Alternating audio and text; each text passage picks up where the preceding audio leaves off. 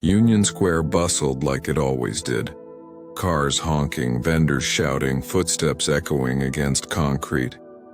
But in one quiet corner stood something that defied all the noise. A statue, 12 feet high. A black man sculpted in raw, unflinching detail. His arms stretched to the sky, his wrists still bound by shattered chains. From his hands, doves took flight, each one a symbol of freedom, of dreams finally freed. Few knew the man behind it. Fewer still knew the battle it took to place it here.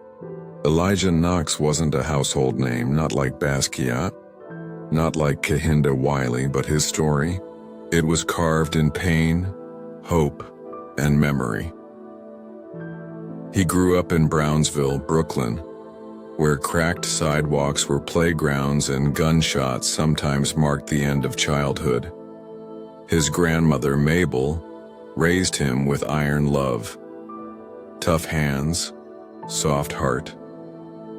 She worked 2 jobs and still found time to teach him the blues, Black history, and the names of freedom fighters they never taught in school.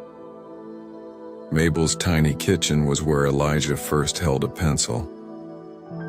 He'd draw the faces of his ancestors, some from memory, some from imagination. "Don't just draw what you see," she'd say. "Draw what they tried to erase." By the time Elijah was 16, his art had power, but in every gallery he was told to quiet it down. His paintings of lynched fathers, of black children with police flashlights in their eyes, too intense, too angry, too black. But Elijah didn't care. He didn't create for galleries. He created for the ghosts. In 2020, after George Floyd's murder, Elijah stood in Union Square among the protesters. But he wasn't holding a sign. He was staring at the ground, imagining. What if right here stood a monument not to a war general, not to a politician, but to liberation? What if New York finally honored its black spirit, not with a nameplate but with art that told the truth? That night he sketched it. A black man, eyes closed, as if in prayer or surrender. Chains on his wrists, but broken. And from his palms, doves, dozens of them, a flight of resistance. He called it deliverance. Elijah pitched the design to the city in 2021. The Arts Council listened, smiled, nodded, and then rejected him. Too divisive, they said. Not the right time. Translation: we're not ready for your truth. So Elijah did what his grandmother taught him. He didn't wait for permission.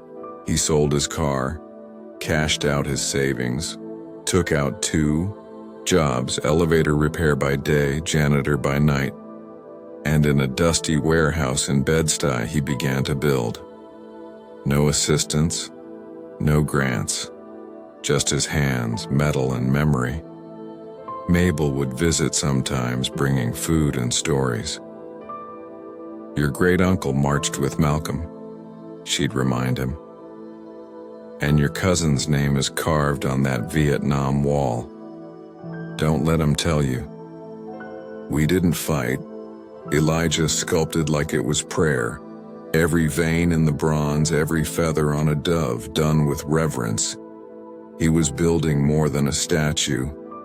He was building a reckoning. March 3rd, 2023. Just days before the statue was to be moved. Elijah was sleeping on a cot beside it, exhausted. Around 4 a.m., he heard footsteps. 3 men. Hooded, gloves, gasoline. They didn't come to rob him. They came to erase him. "Not in our city," one whispered. But Elijah stood. All he had was a metal rod and a spine built from his ancestors' courage. He stepped between them and the statue. "No," he said. "Just that." They hesitated. One lit a match, but before he could drop it, sirens. A neighbor had heard the commotion. The men ran. Elijah stayed. He didn't sleep again that night. Instead, he touched the statue's foot and whispered, "They're scared because this is the truth." Word spread. The attempted arson made headlines. Black artists rallied. Community leaders demanded action. Petitions flooded in. Under pressure, the city reversed its decision. On a stormy March afternoon, just as the sky wept, deliverance was unveiled in Union Square. Crowds filled the plaza. Umbrellas bobbed like petals in the wind. Elijah didn't stand on the stage. He stood in the back, arms crossed, watching. Not for glory, but for witness. His grandmother was there too, sitting in a wheelchair, wrapped in a shawl. She held his hand as the crowd fell silent.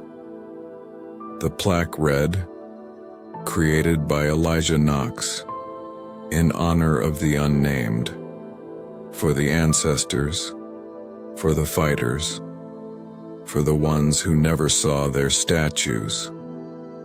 Now the statue stands as more than bronze. Teachers bring students. Protesters gather at its feet. People leave notes, flowers, tears. But Elijah's fight isn't over. He founded the Mabel Institute for Black Arts, a space where young Black creatives learn to sculpt their own truths.